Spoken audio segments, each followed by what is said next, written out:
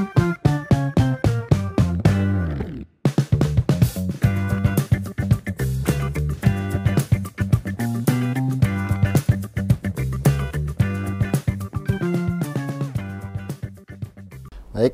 selamat datang sahabat Akar di serial podcast Tanah Hukum dan Perlawanan, ruang dengar yang membongkar sisi-sisi tersembunyi dari konflik agraria, hukum dan perjuangan rakyat untuk keadilan.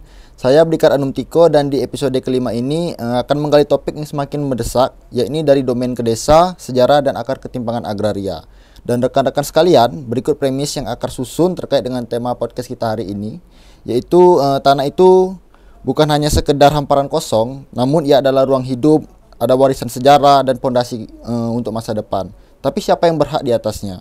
Di negeri ini, hukum seringkali menempatkan negara di atas rakyat, desa di bawah birokrasi, dan hak ulayat di luar hukum formal. Dan dalam kerangka hukum, tanah sering direduksi menjadi objek administrasi, dipetakan tanpa suara mereka yang menjaganya secara turun-temurun. Dan hukum agraria yang lahir dari warisan kolonial masih menyisakan ketimpangan. Negara sebagai tuan, rakyat sebagai penumpang di tanahnya sendiri. Bersama saya Dikar Anum Tiko, mari kita menelusuri jejak sejarah hukum dan pertarungan agraria di Indonesia dari kolonialisme hingga otonomi desa. Dan hari ini saya ditemani dengan salah satu narasumber yang pastinya sangat ahli di bidangnya, yaitu Bapak Dr. Yamani SHMH Pak. Yaitu sebagai Dekan Fakultas Hukum Universitas Bengkulu, dan Pak Yamani adalah seorang akademisi yang memiliki keberpihakan terhadap isu-isu agraria kritis, dan hal ini tampak dari karya tulisannya yang sangat-sangat mengusut otonomi sebuah desa dan komunitas melawan dominasi negara. Selamat datang Bapak di podcast Rumah Akar. Mungkin bisa kita lanjut ke pertanyaan yang bisa dibilang pertanyaan pemanasan ini Bapak. Yaitu pertama itu, bagaimana sih Pak kalau kita berbicara soal latar belakang lahirnya agraris di tahun 1870 dan prinsip domain perklaring? Baik, pertama terima kasih pada Akar Global Initiative yang telah mengajak saya sebagai salah satu pegiat pemerhati di bidang hukum pertanahan atau agraria dalam arti luas. Jadi kalau kita secara sekilas melihat dari perspektif historis, 1870 Agraris Wet itu undang-undang agraria Belanda itu sebenarnya dorong untuk kebutuhan untuk memfasilitasi kalangan investor saat itu dari Eropa supaya bisa melakukan investasi penanaman modal di bidang usaha perkebunan di Indonesia. Dan memang itu menjadi instrumen hukum bagi kolonial dengan 1870 Agraris Wet itu, karena dia menetapkan adanya satu prinsip domain perklaring. Nah, domain perklaring itu adalah instrumen bagi kolonial waktu itu untuk merampas hak-hak pribumi gitu ya. Karena pribumi dengan hukum adat tentu tidak memiliki bukti tertulis untuk hak milik ya. Tapi dia bukti pengakuan penguasaan turun-temurun gitu ya. Namun dengan domain perklaring, politik kolonial itu meminta agar setiap pribumi yang menguasai bidang tanah pertanian ataupun tanah perkebunan itu menunjukkan bukti surat. Kalau tidak, ini domain Raja Belanda, maka Anda harus keluar. Tidak mau secara baik-baik dipaksa gitu ya. Jadi cara Belanda merampas tanah itu ya. Jadi itu ya sekilas domain perklaring itu sebagai alat politik bagi kolonial untuk menguasai tanah-tanah Indonesia, Nusantara, dalam memfasilitasi datangnya investor asing, bidang perkebunan terutama. Tapi kalau nggak salah untuk Agraris Wet tahun 1870 itu bentuk peraturan yang keluar akibat gagalnya tanam paksa itu ya Pak? Ya, jadi kita ini kan sebenarnya memang semulanya dalam itu Agraris Wet itu memperkuat ya. Jadi memperkuat POC-nya ya, jadi company-nya, perusahaan Belanda yang waktu itu menguasai kita. Kan kita belum dijajah oleh Belanda itu. Dalam arti negara ya. Tapi oleh sebuah company yang disebut dengan POC itu. Yang kemudian kan kita tahu POC itu baru bubar ya, karena mismanagement itu 1900 gitu ya. 1800 ya. Itu dia. Nanti koreksi kalau salah. Betul. Itu maka 1870 sebenarnya untuk memkuat keinginan Belanda sendiri meminta pada parlemennya dibentuknya sebuah Agraris Wet supaya bisa lebih dalam lagi untuk menguasai bumi Nusantara, terutama menguasai tanah itu ya. Maka dia kegagalan itu meneruskan sebenarnya. Itu tidak gagal sebenarnya kalau kita lihat di POC, walaupun dia bubar karena ada yang korupsi segala macam itu ya, di 1800 itu. 1870 itu Belanda butuh banyak anggaran nampaknya itu ya. Nah, sehingga dia mengundang orang Eropa, investor Eropa untuk berinvestasi. Dimulai misalnya di Sumatera Timur, sekarang Sumatera Utara itu sawit, karet dan sebagainya itu ya. Nah, untuk memperkuat itu ya, jadi dasar yang lebih kuat bagaimana untuk merampas tanah-tanah pribumi itu. Sehingga dengan menyatakan, cara yang paling efektif adalah menyatakan itu domainnya ke Raja Belanda, land verklaring, domain verklaring ya, pernyataan milik Raja Belanda. Kenapa? Karena pribumi tidak bisa menunjukkan bukti surat. Padahal hukum adat memang tidak mengenal bukti surat. Gitu ya. Nah, seperti itu saya pikir. Tapi kalau dilihat dari bentuk daripada aturan yang dibikin oleh kolonial itu, pada saat itu kan ada Agraris Wet tahun 1870, kemudian ada prinsip domain verklaring. Kalau regulasi-regulasi dari kolonial yang turut serta untuk memperparah kondisi ketimpangan agraria itu ada gitu? Iya kan 1870 itu semacam induknya ya. Wet itu undang-undangnya. Undang-undang Agraris Wetnya Belanda 1870. Di bawah itu kan dia membuat berbagai peraturan pelaksana misalnya, yaitu dituangkan dalam berbagai besluit itu. Ya, jadi ada rehlemen yang merupakan pelaksanaan dari undang-undang. Misalnya pernyataan domain untuk daerah Borneo, pernyataan domain untuk daerah Sumatera misalnya itu ya. Jadi itu peraturan pelaksana itu. Nah, untuk mengoperasikan prinsip-prinsip yang hendak dicapai oleh undang-undang induknya waktu itu disebut dengan Agraris Wet 1870. Kalau dalam konteks hukum kolonial itu, tanah desa dan tanah adat itu bagaimana posisi dalam hukum kolonial itu?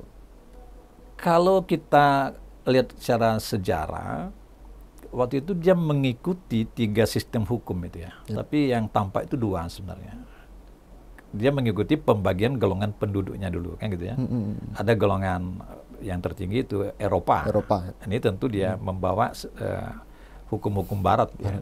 Atau dalam ini buku 2 BW, Burhalik Wet Book, KUH Perdata misalnya itu, yang kemudian dicabut oleh Undang-Undang Pokok Agraria.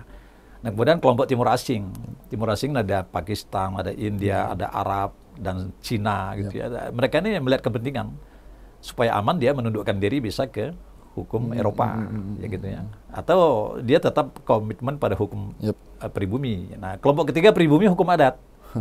Nah, jadi hukum adat itu dibiarkan dengan hak ulayatnya itu. Salah satu aspek pertanahannya ya.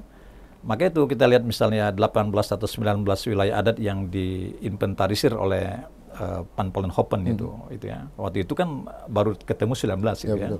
Lingkungan adat itu di Bengkulu misalnya termasuk Rejang misalnya gitu ya. Nah, jadi untuk hukum adat dia masih diberi ruang, yaitu bagi pribumi. Silakan, tetapi kemudian dia dikompetisikan. Ya, bagaimana mengkompetisikan? Ketika investor yang diundang dengan lisensi sampai 75 tahun oleh Belanda itu, kerajaan Belanda, maka investor yang butuh tanah itu Belanda sudah mulai menerapkan domain verklaringnya ya, untuk memfasilitasi investor itu. Jadi sehingga dari zaman Belanda mulai diganggu juga ya tanah-tanahnya ulayat itu masyarakat hukum adat, namun masih relatif kuat ya di masa itu ya, walaupun dia di-bredel, dimasukkan kepada kelas kedua, hukum kedua ya, hukum pribumi dengan kebebasan Belanda untuk merubah ya, jadi tadi dengan domain verklaringnya itu ya gitu.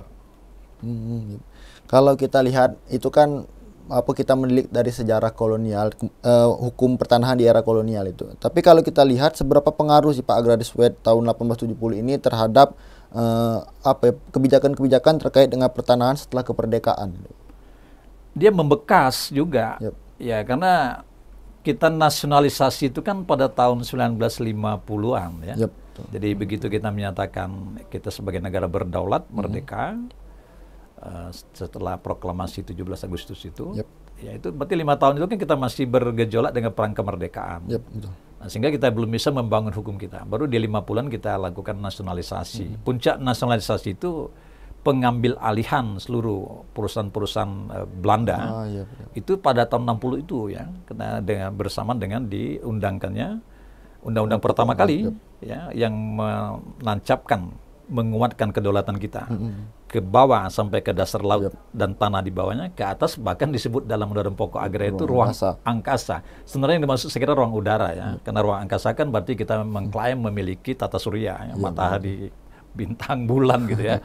Nah kemudian di laut kita juga membuat sekian mil batas itu, walaupun itu dituntas sebelumnya sudah dituntaskan dalam deklarasi Juanda 1957 misalnya perjuangan itu. Tapi UPA itu undang-undang pokok agraria beberapa di antaranya memang ada dipengaruhi sebenarnya oleh rezim agraris Soviet 1870 misalnya. Dalam hukum adat, undang-undang pokok agraria itu kan dalam pasal 5 disebutkan hukum agraria nasional yang berlaku itu berdasarkan pada hukum adat yang dilepaskan dari anasir kedaerahan dan dengan memperhatikan unsur-unsur yang bersandar pada hukum agama gitu ya. Nah, kita misalnya tidak memiliki lembaga hak guna bangunan OPSTAL, tidak memiliki lembaga ERPAH hak guna usaha. Maka dalam konversi kita alihkan itu kan. Jadi semua peninggalan kolonial, warisan kolonial yang lahir berdasarkan rezim agraris Soviet 1870 setelah dinasionalisasi maka ERPAH. ERPAH itu terjemahnya hak guna usaha. Kita tidak memiliki itu instrumen untuk investasi. Maka hak guna usaha ini kita ambil alih. Berarti ini ada pengaruh hukum Eropa ketika kita ingin membuat hukum modern ya. Kalau sekiranya kita tidak punya hak guna usaha, ada jalannya. Kita ambil dari hukum adat. Investasi masuk, tapi polanya kemitraan. Mungkin sharing, production sharing, bagi hasil gitu ya. Tapi tidak menarik mungkin ya bagi dunia investor luar. Kenapa? Karena dia tidak berkepastian hukum gitu ya. Karena mereka berhasrat menguasai tanahnya itu dalam investasi kan. Tanahnya dikuasai, sertifikatnya dia pegang, taruh di bank. Gitu kan, dia nggak bawa uang murni itu, taruh di bank, jadi uang kita itu lah untuk dia berinvestasi dengan dukungan perbankan kita juga, sertifikatnya sertifikat HGU yang diberikan misalnya. Demikian juga OPSTAL, hak guna bangunan. Jadi dua lembaga itu menurut saya termasuk hak pakai. Hak pakai itu juga adalah lembaga-lembaga yang dikenal dalam KUH Perdata buku kedua itu. Kemudian juga itu dasarnya adalah di dalam Agraris Soviet 1870. Jadi hal positifnya ada ya kita katakan dari warisan Belanda itu untuk memberikan aspek modern pada hukum agraria kita. Nah, namun kita tidak menerapkannya persis seperti agraris Soviet gitu ya, tapi kita menyesuaikan dengan tadi Pancasila dan sebagainya ya, yang dasar untuk semua peraturan perundangan kita. Gitu. Kalau visi utama dari Undang-Undang Pokok Agraria di tahun 1960 dan apa sih Pak yang membedakan dari Undang-Undang Pokok Agraria ini dan agraris Soviet itu tadi? Kalau agraris Soviet itu dia membredel, ya, jadi memarginalkan pribumi demi membackup modal. Modal itu adalah para investor yang datang. Ya, pasti dia orientasinya adalah bisnis. Ya. Jadi dia kesejahteraan kelompok para oligar Eropa saat itu ya di bawah kendali kerajaan Belanda gitu ya. Kemudian berbeda sangat jauh ya, karena dia di 1870 negara menjadi pemilik domain. Kalau negara sebagai pemilik, berarti dia berkompetisi dengan pemilik perorangan atau kelompok, komunitas adat misalnya, orang perorangan. Pasti kalah lah dengan negara. Sehingga itu tidak adil gitu ya. Nah, makanya itu di Bredel dalam Undang-Undang Pokok Agraria kita mengambil konsep bukan domain perklaring, tapi konsepnya negara sebagai badan penguasa yang diberikan mandat oleh seluruh rakyat yang bersatu dalam organisasi kekuasaan yang disebut negara, di mana negara diberikan hak menguasai negara untuk mengatur dan menentukan perencanaan penggunaan dari tanah, bumi, air, dan kekayaan alam di dalamnya itu. Dia hanya sebagai pengatur. Ya, jadi badan penguasa yang mengatur, menjadi ratu adil dalam membagi, mendistribusikan, dan membuka ruang akses setiap petani terhadap tanah yang ada di NKRI. Nah, bahkan kalau kita baca, saat Undang-Undang Pokok Agraria itu sendiri ditetapkan, ketimpangan itu kan kita lihat di situ 10% saja orang yang menguasai tanah, yang disebut dengan landlords, ya, tuan-tuan tanah itu, dan selebihnya petani-petani adalah petani penggarap. Mereka adalah orang-orang yang tidak memiliki lahan sendiri, kalaupun ada sempit gitu. Nah, sehingga Undang-Undang Pokok Agraria mendobrak itu dan mengembalikan pada tujuan mulianya adalah mewujudkan kesejahteraan bagi bangsa dan negara. Situ ada tekanannya, terutama rakyat tani dalam rangka masyarakat adil makmur. Terutama rakyat tani. Kenapa? Karena zaman agraris Soviet, rakyat tani itu semuanya dijadikan buruh. Yep. Jadi mereka dijauhkan dari tanah itu, dimiskinkan gitu. Apakah sekarang ada di dalam UPA ada gejala ke situ? Ya barangkali ada juga. Karena negara terus mengundang investornya. Ya kan? Tanah semua dikasih. Nanti ke investor. Jadi petani lama-kelamaan dia menjadi landless farmer, tanah petani dengan sawah, dengan kebun yang sangat sempit, tidak mungkin hidup. Maka dia beralih menjadi buruh tani pada perusahaan-perusahaan HGU di Indonesia misalnya gitu ya, di tambang segala macam itu. Ya. Oke, tapi kalau kita lihat Pak, itu kan tadi kan sudah menjelaskan kalau meskipun ada UU PA, konflik agraria itu kan masih terjadi. Tapi kalau kita lihat di Undang-Undang Pokok Agraria ini, hukum ulayat itu di mana posisinya Pak, dan bagaimana pelaksanaannya? Jadi kalau sebenarnya, jadi kalau kita lihat berhasilnya tujuan reformasi pertanahan atau reformasi agraria yang didasarkan kepada Undang-Undang Pokok Agraria 1960 itu sebenarnya tergantung pada semangat penyelenggaranya. Gitu ya. Karena prinsip-prinsip yang dibangun itu sudah luar biasa keberpihakannya kepada warga negara lah ya. Karena dia mengandung asas nasionalitas hak-hak atas tanah. Hanya warga negara Indonesia yang boleh punya hubungan sepenuhnya. Nah, namun situ memang ada inkonsistensi ya, penyimpangan dalam implementasi. Kan jadi kembali ke sosiologi hukum itu, efektivitas sebuah terobosan hukum yang dihasilkan itu dalam hal ini Undang-Undang Pokok Agraria, pertama kan perundang-undangannya. Perundang-undangannya saya pikir ya untuk kondisi 1960 itu undang-undang yang sangat bagus. Bahkan sekarang masih dipertahankan. Dan setiap 24 September dijadikan Hari Agraria. Diperingati ulang tahunnya. Undang-undang yang lain kan nggak diperingati itu. Tapi Undang-Undang Pokok Agraria diperingati ya gitu. Nah, itu satu undang-undang yang bagus. Kemudian penyelenggara negaranya, aparatur yang mendukung, terutama di situ penegak hukum administrasi. Ada BPN, Kementerian ATR BPN, misalnya itu, kehutanan, lingkungan hidup dan sebagainya. Bagaimana komitmen mereka di situ? Gitu ya. Jadi kalau komitmen penegak hukumnya sudah bergeser pada orientasi bagaimana mendapat pendapatan sebesar-besarnya untuk negara, dengan hirau kepada petani, rakyat pada umumnya, itu maka tidak tercapai dua. Yang ketiga, sarana prasarana. Nah, bagaimana mewujudkan tujuannya UPA itu? Nah, berarti yang pertama diberikan adalah distribusi kepada petaninya. Karena tadi menghadirkan kebahagiaan yang sebesar-besarnya kepada rakyat Indonesia, terutama rakyat tani dalam rangka adil makmur. Nah, petani itu hanya bisa kita makmurkan kalau dia diberikan tanah, bukan dijauhkan dari tanah, bukan dimarginalkan. Maka prinsip UPA itu kan land to the tiller, tanah pertanian untuk petani. Tapi dalam praktek sekarang, karena tidak konsisten kita menegakkan hukum agraria itu, pegawai negeri punya tanah pertanian, punya kebun sawit, punya kebun kopi, gitu ya. Tapi dia dapat gaji juga dari negara itu, ya kan? Dia dapat berbagai fasilitas, tunjangan gitu. Nah, siapa yang mengerjakan tanah mereka itu? Karena mereka tidak mungkin mengusahakan sendiri secara aktif, maka dia bagi hasilkan dengan petani. Petani yang mana? Yaitu petani yang landless farmer, yang lahannya sempit dan bahkan tidak memiliki tanah. Mereka tidak ada pilihan menjadi anak semang. Kira-kira itu. Jadi yang mengurus tanah para pejabat, misalnya gitu ya. Maka land to the tiller itu mestinya tanah pertanian untuk petani, ya, konsisten diterapkan. Kalau itu diterapkan, kita tidak krisis pangan. Saya pikir tidak terlalu risau ketika negara ini sedang tidak baik-baik saja, dunia sedang tidak baik-baik saja. Kita tidak hirau, tidak terlalu pusing dengan kondisi cadangan pangan. Kenapa? Karena tanah pertanian sudah diamankan pada petani. Dan mereka sejahtera, putra-putrinya bisa sekolah, dan dia berkontribusi dalam pembangunan itu sendiri, terutama menyediakan pangan. Gitu ya. Jadi situ. Nah, yang terakhir memang ada faktor budaya hukum. Ya.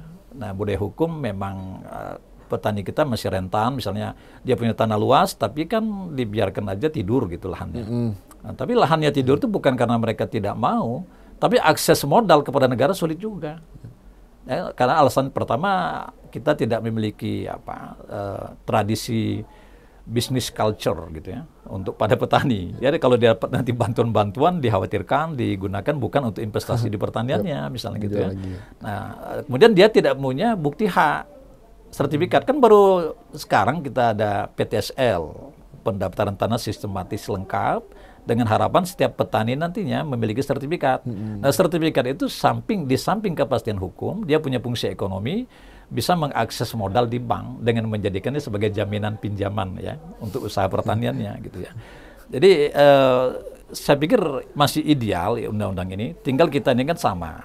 Sebagus apapun hukum itu dibuat, kalau semangat penyelenggaraan negaranya tidak berpihak benar-benar konsisten kepada filosofi yang dibangun oleh hukum itu, ya maka dia menyimpang juga, gitu. Dari situ, hampir semua lini nampaknya seperti itu. Ya, maka disebutkan dalam Undang-Undang Dasar kita yang pertama dulu ya, tidak terlalu penting adanya hukum yang bagus sekali. Yang penting adalah semangat kebersamaan penyelenggara negaranya. Kita memang mau berbagi peran, mau maju bersama, gitu kan? Betul. Nah, sebenarnya di situ intinya. Ya, mungkin selanjutnya tadi kan di tema tadi sudah saya jelaskan, kita akan membahas juga tentang otonomi desa yang pastinya mempunyai keterkaitan itu dengan tanah. Jadi apa yang dimaksud dengan otonomi desa dalam konteks hukum saat ini? Ya, otonomi desa ini sebuah perjalanan panjang. Kalau sejarahnya sebenarnya dulu memang ketika tahun 1960-an itu wacananya kan kita memiliki desa praja ya. Nah, desa praja itu seperti daerah tingkat 3 itu. Kelasnya adalah dari marga misalnya. Jadi misalnya kalau Bengkulu, Provinsi Bengkulu ini kan punya 70 marga yang dipimpin oleh Pasirah. Misalnya kita ambil di Rejang Lebong lah misalnya. Di situ ada satu marga, misalnya marga Selupurjang. Nah, itu kalau jadi desa praja, maka satu marga itu yang luas sekali itu ya, dia menjadi daerah tingkat 3. Sehingga otonomi desa ada di situ gitu ya.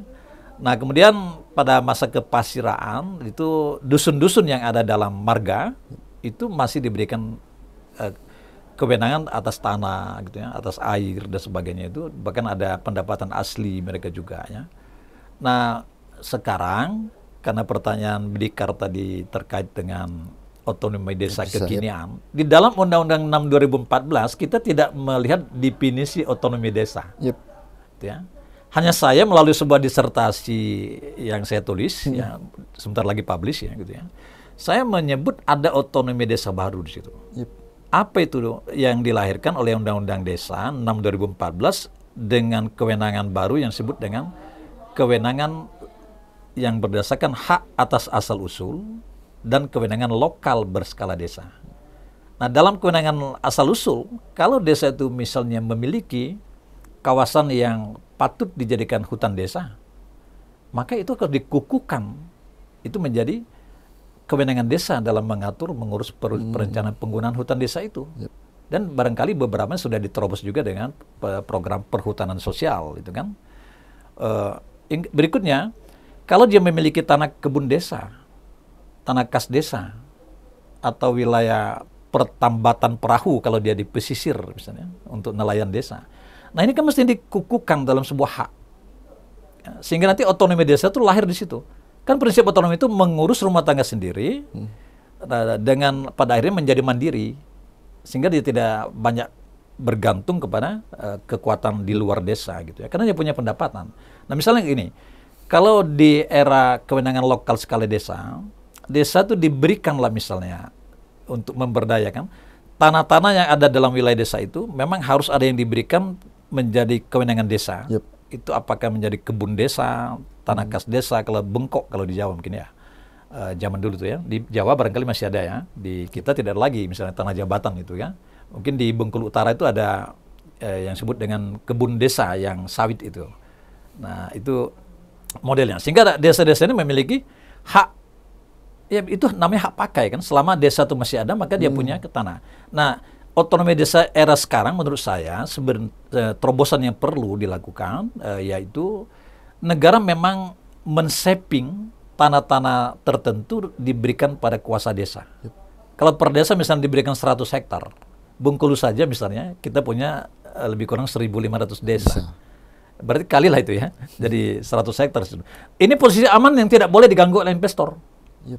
Nah, sehingga petani punya ruang akses. Dia diberikan hak pakai, jadi petani tidak usah hak milik perorangan, tapi subjeknya desa sebagai komunitas, ya kan, lembaga pemerintahan itu. Nah, nanti yang menggarap itu siapa? Adalah warga desa yang petani.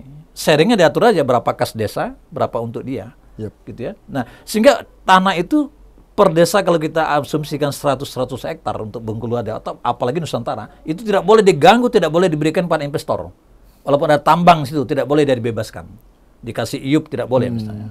Apalagi dikasih HGU misalnya. Itu nggak boleh. Biar desa itu berkembang. Nah, ketika terjadi krisis, ya, maka kekuatan kita berada di penyangganya desa. Kita saat krisis pangan, krisis moneter 298 itu, desa tidak terganggu. Karena dia punya kekuatan. Nah, basis pertahanan kita itu di situ. Mestinya otonomi desa yang gaya baru itu yang saya maksud. Bagaimana kita men-shaping dengan mendistribusikan setiap desa itu ya 100 hektar, 50 hektar. Kali berapa? 80-an ribu desa nasional Indonesia. Ya kan? Katakanlah kita bisa men-shaping di situ di 40 ribu desa. Nah, ini menjadi kekuatan. Kedaulatan di situ. Jangan seperti sekarang malah di pinggir-pinggir desa investor masuk untuk pembangunan kebun HGU, sehingga ada desa yang tinggal tempat tidur, tempatnya istirahat aja desanya, tapi masyarakatnya semua menjadi buruh tani pada perusahaan perkebunan besar yang ada di sekitar desa. Oh, itu mirip sekali dengan company POC. Coba kita lihat dulu ketika Belanda membangun kebun teh di Kabawetan. Betul, Pak. Nah, itu kan ada desa-desa di tengahnya itu desa para pekerja. Posisi mereka tidak punya tanah pertanian itu. Ya kan? Hanya tempat tidur. Itu boleh karena itu zaman Belanda. Ya. Tapi zaman negara Pancasila itu harusnya negara hadir di situ. Nah, itu yang saya pengen gagas itu dari disertasi itu. Ini loh, kemenangan lokal skala desa itu adalah pertahanan terakhir NKRI. Kalau di pinggir-pinggir desa udah dikasih semua perusahaan asing, gitu, satu ketika konflik, serangan bisa dari atas, bisa dari kota, di desa mereka sudah punya pertahanan juga. Ditempatkannya orang-orang secara terselubung di situ. Hancur kita. Desa pikir itu. Jadi itu momentum otonomi desa baru itu, kewenangan lokal berskala desa itu yang harusnya dipertegas, dan negara harus berani, harus ikhlas memberikan mereka, percaya. Jadi jangan sampai mereka itu malah ada keinginan di bredel misalnya gitu ya. Jadi udah dihapus saja jadi kelurahan semua lah gitu kan. Nah, jadi otonomi desa itu justru menurut saya adalah salah satu benteng pertahanan kedaulatan negara itu. Ya. Saya pikir itu. Tapi kalau kita lihat kan terkait dengan undang-undang tentang desa ini kan ada peraturan baru itu di tahun 2023 kemarin, yaitu Undang-Undang Nomor 6 tahun 2023 tentang perubahan kedua atas Undang-Undang Nomor 6 tahun 2014 tentang desa ya, Pak. Itu memberikan ruang atau tidak bagi desa itu untuk mengatur tanahnya sendiri? Sebenarnya kalau kita lihat ini komitmennya, kewenangan desa sudah ada. Di 6 2023 itu kan sebenarnya perubahan undang-undang desa di rezim cipta kerja. Betul. Yang itu dia lebih banyak menyentuh pada BUMDes, Badan Usaha Milik Desa. Nah, kalau perspektif ingin membangun otonomi desa baru, BUMDes itu salah satu unit bisnis desa. BUMDes itu nanti Badan Usaha Milik Desa kan badan hukum. Siapa yang bisa diberikan hak guna usaha? Syarat salah satunya adalah perusahaan berbadan hukum. Kalau perorangan kan terbatas luasnya, paling 25 hektar kan, HGU perorangan. 5-25. Lebih dari itu, kalau desa punya BUMDes, Badan Usaha Milik Desa ini diberilah dia hak guna usaha. Misalnya 100 hektar dia kelola. Nah, disertai dengan dukungan modal dan komoditas apa yang dibutuhkan. Apakah kita mau HGU padi? Indonesia nggak ada HGU padi. Kita cari sawit gitu, karet gitu kan. Nah, kenapa kita cari yang demikian? Nanti mengharap dari devisa yang dihasilkan itu kita beli beras saja. Semestinya ada HGU oleh BUMDes, misalnya 50 hektar HGU BUMDes, tapi dia sawah atau dia padi darat, gitu ya. Nah, sehingga kita tidak usah menggunakan devisa negara untuk impor misalnya, karena ketahanan pangan di situ, jagung, kedelai segala macam itu kan. Nah, seluruh jenis pangan itu. Jadi sebenarnya Undang-Undang Cipta Kerja itu kalau saya melihatnya, kalau penerapannya itu melenceng, ya nanti bisa aja nanti negara memberikan izin untuk pertambangan, perkebunan yang masuk dalam wilayah desa. Nah, sehingga nanti ruang kelola petani yang ada di desa itu makin sempit. Nah, terakhir dibujuk, udah kalian kerja aja di pabrik ini. Daripada kalian ngolah tanah tuh belum tentu bahagia. Nah, jadi situ kan, jadi cara perlahan itu kita rusak sebenarnya itu. Kita yang merusak tatanan bawah. Memperparah berarti itu. Memperparah, iya.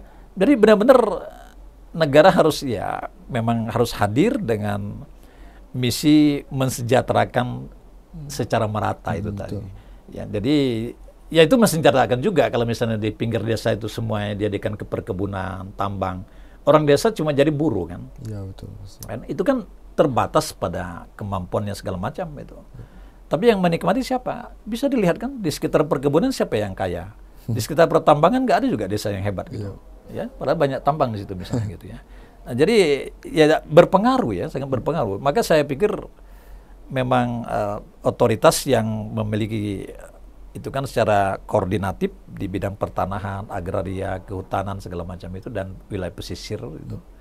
Ya memang harus satu kesatuan untuk kembali kepada semangat populis yang dibangun oleh Undang-Undang Pokok Agraria itu.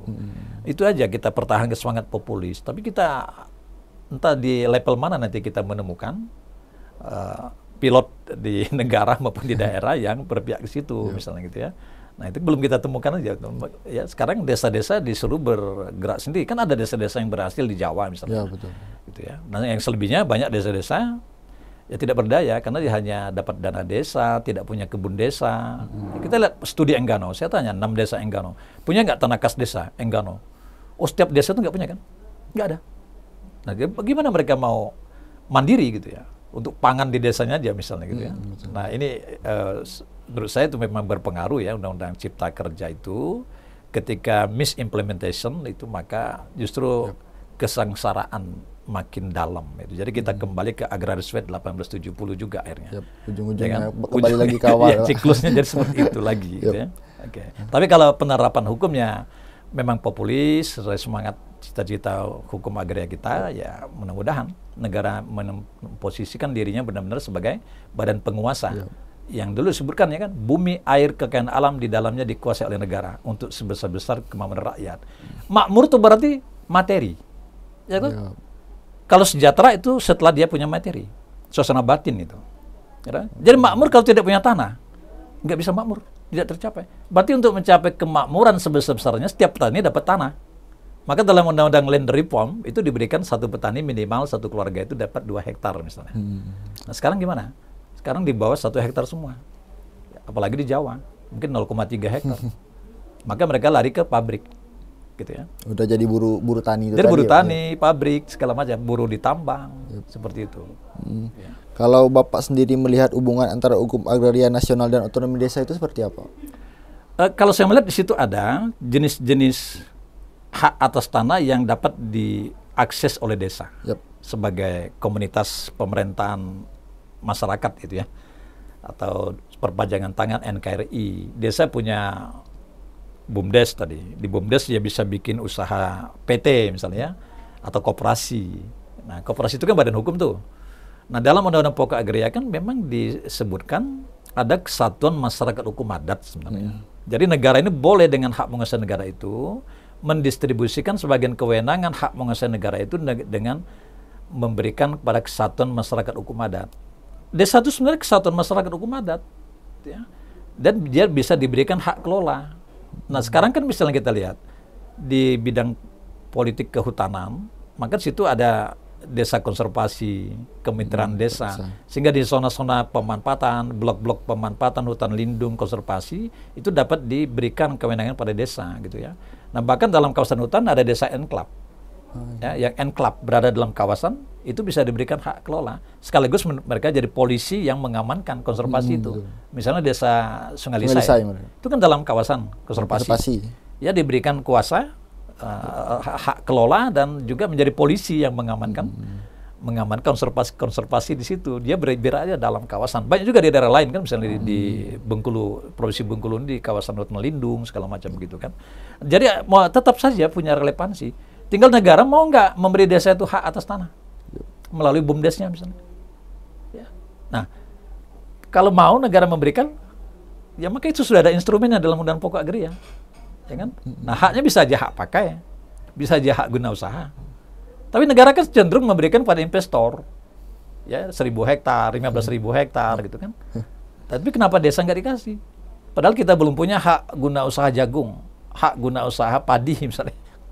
Ya, jadi menurut saya masih relevan Undang-Undang Pokok Agraria itu, hukum agraria nasional itu dengan desa, terutama kalau ingin membangun gaya baru ya, otonomi desa gaya baru yang dikembangkan dari kewenangan lokal berskala desa tadi. Ya, itu kembali kepada political will, gitu ya, politik kemauan negara. Mau diapakan desa ini?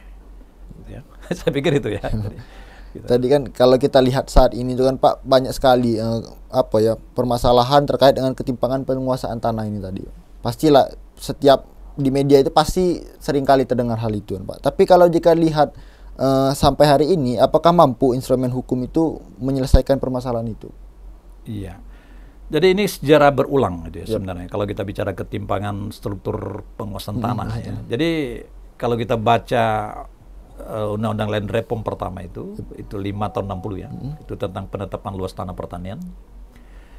Salah satu kondisi yang melatar belakangi lahirnya undang-undang itu adalah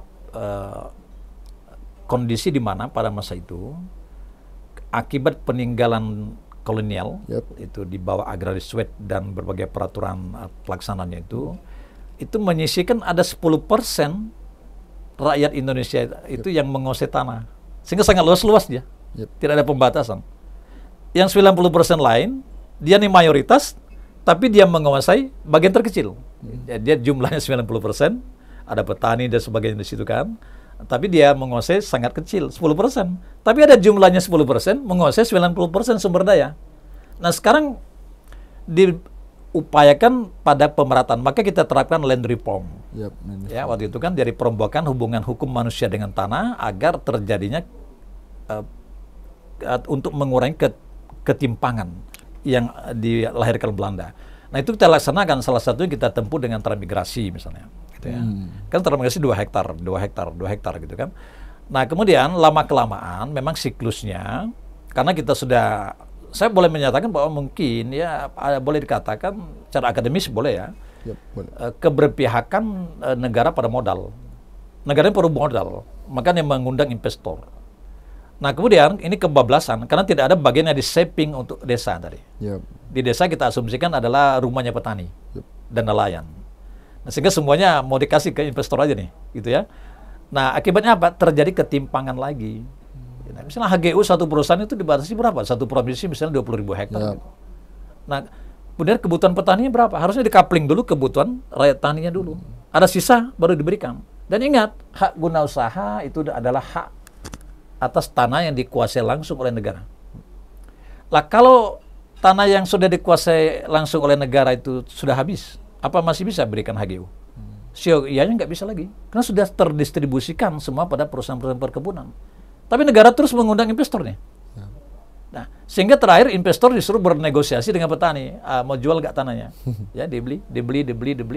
Baru diajukan ke negara pelepasan hak, dijadikan tanah negara kasih lagi HGU. Tapi negara tidak sadar petaninya jadi kehilangan tanah, gitu ya. Jadi itu persoalan kita ya. Jadi ketimpangan itu menurut, kalau pertanyaannya apakah bisa tetap diwujudkan, saya pikir bisa. Tapi perlu kita kembali kepada kesadaran bersama ketika The Founding Fathers mendirikan negara. Apa itu? The Founding Fathers mendirikan negara itu kan kita sepakat gitu ya. Di sidang-sidang BPU, PKI itu semangatnya bisa kita lihat. Ada nanti yang mengurus negara. Ya, tapi mereka tidak bisa bertani toh. Kenapa? Karena mereka habis pikiran tenaganya untuk mengurus kita, rakyat. Nah untuk itu maka mereka nanti dapat hidup dari rakyat sendiri, yaitu dari pajak segala macam ya, dan tidak perlu mereka punya tanah pertanian, gitu ya. Itu konsep ideal ya, job description berbangsa dan bernegara. Nah kemudian ada petani. Nah kalian karena petani maka diberi tanah, tapi menjadi petani bertanggung jawab, jangan bikin tanah yang terlantar.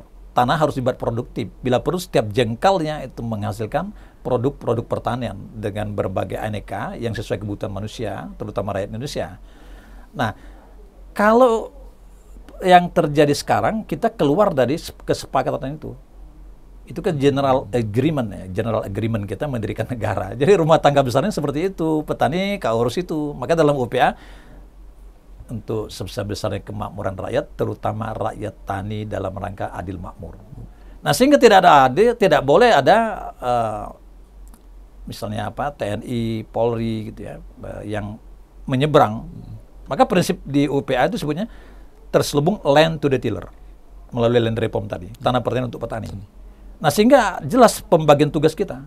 Produksi pertanian itu akan meroket, Kemudian pegawai juga akan sejahtera pada akhirnya. Kenapa? Karena petani kemampuan membayar pajaknya naik. Naik situ ya. Nah, tapi terbalik kan. Karena sekarang ya pegawai negeri merasa misalnya kalau tidak punya tanah pertanian bagaimana? Padahal boleh dia punya, tapi jelang pensiun. Ya, jelang pensiun dia boleh, tapi tidak boleh dia absente. Ya, dia tidak boleh pemilik yang absen, tapi dia harus mengusahakan aktif. Tapi pertanyaan kita, kalau PNS jelang pensiun dikasih tanah pertanian, apa yang masih kuat nyangkul? Ya kan, mending para pengabdi negara ini sebenarnya cukup aja dia mungkin investasi deposito, kalau nabung apa gitu ya.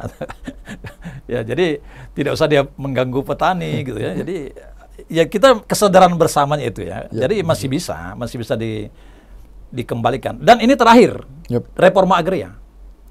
Itu upaya mengembalikan pada keseimbangan. Tapi kalau reforma agraria nanti kita udah bagi-bagi tanah itu 2 hektar atau 4 hektar per keluarga tani, tapi tidak dikontrol dengan ketat, maka dia akan terjadi pemecah belahan lagi ya. Terpecah-pecah lagi tanah tadi dalam satu kesatuan yang menjadi tidak ekonomis. Maka ketika generasi berikutnya terjadi lagi kemiskinan pada petani, kita tidak bisa lagi melakukan reforma agraria atau land reform jilid 3. Yang mana lagi mau dibagi? Kayak gitu ya. Nah kemudian apa lagi? Banyak HGU itu terlantar. Tapi dialihkan di pusat itu. Tiba-tiba udah beralih pemiliknya ke sini. Nah itu mestinya negara kan tegas saja karena sudah habis berakhir masanya karena diterlantarkan cabut. Setelah cabut jadi objek reforma agraria kan. Nah, jangan ambil dari hutan aja. Nah tapi kan di situ ketegasan ya penguasa ya. Jadi rezim penguasanya memang harus tegas untuk berani ya. Karena akan berhadapan dengan berbagai-bagai itu ya. Karena penguasaan tanah itu kan ada mafianya juga gitu. Ya, maka dibentuk Satgas Mafia Tanah itu misalnya. Nah kalau itu berhasil maka ketimpangan tadi bisa kita kembalikan. Cita-cita 2 hektar per rumah tangga petani itu saya yakin dengan tangan besi. Ya. Land reform tahun 60-an itu kan itu tentara ya yang ikut gitu. Kenapa? Karena perlu tangan besi. Ya. Jadi kita tidak bisa dengan pantun untuk merebut tanah itu dari para yang memiliki tanah luas sekali, tuan-tuan tanah itu kan. Nah, jadi semangat bagaimana kebersamaan untuk kembali kepada job description bernegara. Yang ngurus negara ya lakukanlah pelayanan publik terbaik, Anda akan dapat fasilitas, tunjangan, naik gaji, gitu ya. Ada berbagai tukin, nanti ada remunerasi, macam-macam itu namanya. Ya. Cukup lah ya, tapi mensyukuri aja, ya kan, mensyukuri aja. Jadi supaya kita jadi maju bersama gitu ya. Nah petani juga begitu ya, jadi petani bertanggung jawab misalnya. Artinya kalau pertanyaannya ketimpangan itu bisa dikembalikan kepada apa yang dicita-citakan oleh Undang-Undang Pokok Agraria masih bisa. Tapi kembali semuanya berarti di mana itu? Semuanya pada konsistensi penegakan hukum dan pengawasan. Sekali penegakan hukum dan pengawasan itu dilanggar, maka akan terjadi pelanggaran berikutnya. Dan ketika itu ditoleransi, maka dia akan mewabah, diikuti oleh yang lain. Kenapa? Karena kasus A aman, kasus B aman. Nah, jadi akhirnya kita gagal untuk kembali ke semangat tanah, bumi, air, dan kekayaan alam untuk sebesar-besar kemakmuran rakyat. Mungkin kalau kita lihat pengakuan hak ulayat dan hak adat dalam undang-undang modern ini kan sudah cukup kuat. Kalau kita bisa dibilang seperti itu. Tapi untuk melindungi masyarakat adat dari ekspansi investasi dan pembangunan, ataukah masih ada celah hukum yang perlu diperbaiki? Sebenarnya gini ya, kalau di semangat UU PA kan kalau kita lihat pasal 3 itu, hak ulayat dari masyarakat hukum adat itu sepanjang menurut kenyataannya masih ada, itu diakui. Gitu ya. Tapi kan terjadi berbagai tafsir, masih ada itu. Gitu ya. Masih ada itu bagaimana? Wilayahnya ada, katanya pemerintahannya masih ada gitu kan. Kemudian dia masih memiliki tatanan adatnya yang dipatuhi gitu ya. Nah itu kan apa ini kumulatif atau itu boleh salah satu? Dalam undang-undang desa tidak kumulatif. Ya, ada salah satunya boleh diakui. Nah, tapi dia tidak terlalu kuat ketika pengakuannya itu hanya dengan peraturan daerah. Jadi celah itu memang sebuah perjuangan, memang harusnya pengakuan kesatuan masyarakat hukum adat berikut hak-haknya, termasuk haknya atas bumi, air, dan kekayaan alam itu memang levelnya undang-undang. Tapi sampai hari ini kalau nggak salah masih RUU kan, rancangan undang-undang masyarakat hukum adat. Belum terdengar kita itu dibahas apa belum gitu kan. Nah jadi sekarang maka di putusan MK nomor berapa itu? Nomor 35 ya? 35 ya, 35 2012 itu. 2012 ya, itu MK mendelegasikan itu boleh. Sebelum ada undang-undang pengakuan masyarakat hukum adat itu, maka boleh diatur dari peraturan daerah masing-masing. Nah, saya kira itu cukup kuat ya. Lebong misalnya, kita akar pernah menginisiasi ya bersama dengan saya waktu itu dilibatkan 2017 itu, sehingga ada pengakuan masyarakat hukum adat Rejang. Walaupun realisasinya kecil sekali dari yang kita klaim, gitu kan? Klaimnya 3.000, dapatnya 300. Tapi lumayan ya. Artinya ada ya. Jadi semangat itu ada, masih bisa. Jadi kenapa saya memandangnya begini, ulayat itu bukan kita hidupkan, tapi memang dikembalikan pada posisi desa, dalam desa, gitu ya, kesatuannya itu. Seperti Kute di Lebong ya, atau di Rejang Lebong itu. Nah, mereka ini kembali pada semangat sebagai shaping sumber daya berupa tanah tadi, sebagai pusat pertahanan terakhir negara. Karena ketika negara ini krisis, kita tidak bisa, bukan negara krisis dunia, perang misalnya satu kawasan, Vietnam tidak mau kasih kita beras, karena untuk rakyat dia. Ya, Pakistan tidak mau kasih kita beras, India misalnya.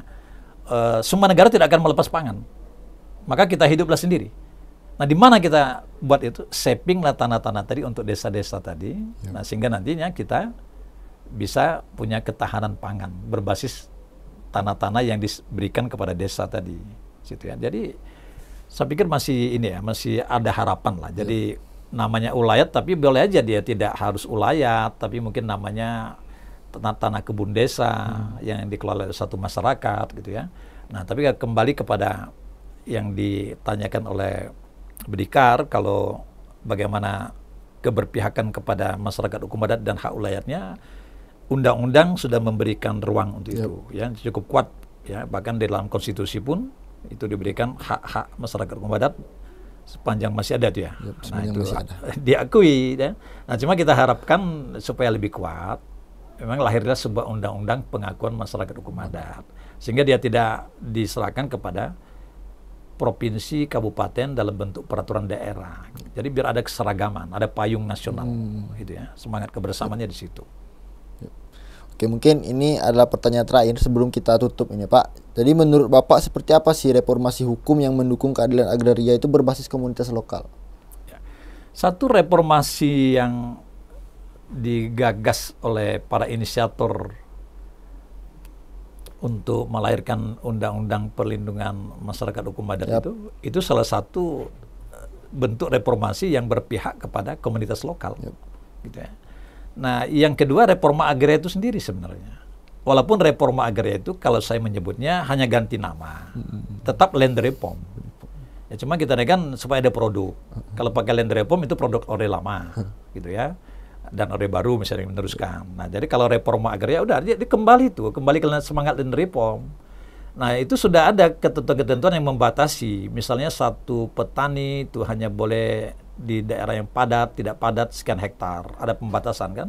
Nah, supaya tanah yang sedikit dan penduduk yang terus meningkat itu nanti dapat diakses oleh lebih banyak rakyat Indonesia, gitu kan? Maka kita bagi. Hak guna usaha pun satu perusahaan misalnya dibatasi lah, misalnya itu pembatasan. Kalau HGU itu kan nggak jelas pembatasannya kan? Karena dia hanya disebutkan kalau dia lebih dari 25 hektar perlu dengan manajemen perusahaan yang baik. Nah, sehingga dia boleh aja 100.000 hektar nanti misalnya dalam satu, atau 20.000 hektar dalam satu provinsi untuk komoditas yang didukung oleh pemerintah untuk ekspor misalnya, gitu ya. Nah, jadi keberpihakan itu, reformasi hukum itu saya pikir di bidang pertahanan masih terus bergulir, gitu ya. Jadi tapi dia belum sampai kepada sasaran. Karena masih dalam perjuangan.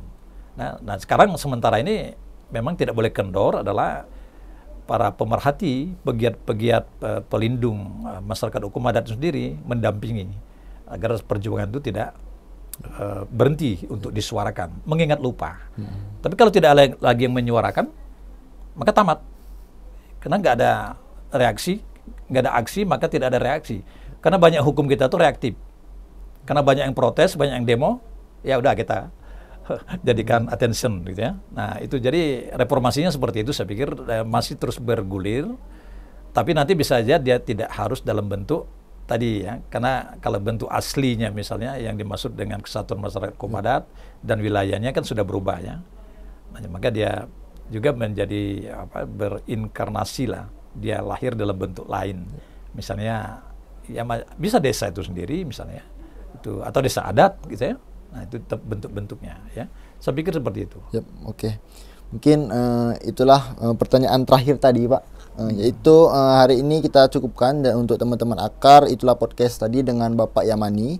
Jadi secara agraria itu kita bukan hanya melihat catatan hukum yang kaku, tapi ya adalah narasi panjang tentang siapa yang diberi suara dan siapa yang diabaikan. Dari prinsip domain perklaring, warisan kolonial hingga janji reforma agraria di era merdeka, perjuangan desa itu tak pernah selesai. Tanah yang dulu menjadi ruang hidup, kini sering menjadi angka dalam dokumen perizinan. Jauh dari wajah-wajah petani yang setia mengolahnya. Dan dalam percakapan tadi bersama Bapak Dr. Yamani SHM, kita tidak hanya membedah pasal-pasal, tetapi menelusuri denyut keadilan dari tapak desa hingga meja kekuasaan. Kita diajak melihat hukum sebagai menara gading, melainkan dari medan perjuangan. Dan desa dengan segala keterbatasannya masih berdiri sebagai benteng terakhir untuk mempertahankan kedaulatan rakyat atas ruang hidup. Pertanyaannya sekarang, apakah otonomi lokal hanya nama lain dari delegasi kekuasaan pusat, atau bisa menjadi alat perlawanan dari bawah? Dan apakah hukum bisa diubah agar berpihak, atau akan terus menjadi alat menggalakkan ketimpangan? Terima kasih Bapak Dr. Yamani SHM atas pemaparannya yang sangat-sangat kritis dan menginspirasi, dan terima kasih kepada teman-teman Akar, para pendengar yang setia serta menyimak, dan pastinya saya harap juga turut untuk kita sama-sama memperjuangkan hal ini. Dan sampai jumpa di episode selanjutnya dalam serial podcast Tanah Hukum dan Perlawanan, karena membicarakan keadilan agraria sesungguhnya adalah membicarakan masa depan kita bersama. Dan jangan diam, karena tanah akan kembali kepada mereka yang bungkam. Terima kasih.